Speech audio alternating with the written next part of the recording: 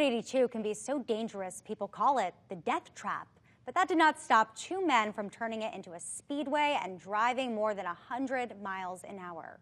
Troopers arrested these two guys last night. On the left is Rafael Antonio Jimenez. On the right is Gustave Luamat. Troopers say they were racing each other last night here on State Road 82 near Shawnee Road. If you look here, you can see these are those two cars they were driving, both being towed away. Jimenez was driving the black Cadillac. Luamat was in the white Honda Civic.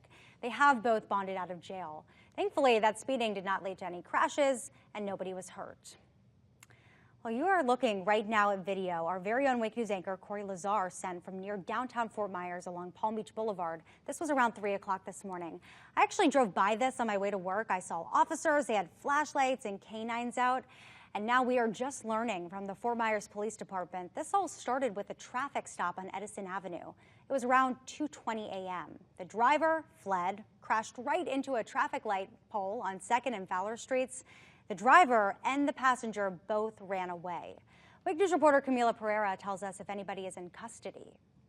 An attempted traffic stop, then car crash that quickly turned into a large search for a driver and passenger early Friday morning. The Fort Myers Police Department says it all started when the two ran away from the scene, and hours later, they say they are still searching for the person behind the wheel. This is what that car looked like after the impact. It ran up on the curb and crashed into the traffic light pole on 2nd Street and Fowler Street at around 2 a.m. Friday, and then right into that tree, taking out that electrical box, and you can see those wires exposed.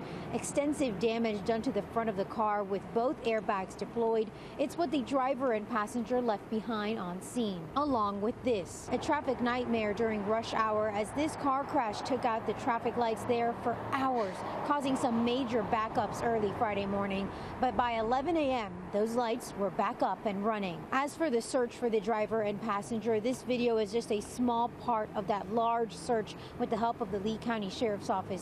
We managed to catch this scene at around 4:15 a.m. right on 1st Street and Poinsettia Avenue, where we saw Fort Myers police officers had someone in handcuffs and taken into the back of one of those units. Now, FMPD says the passenger was actually found during their search but was not arrested. Instead, was taken home. The search for the driver, though, continues. In downtown Fort Myers, coming up at 8, Wake News.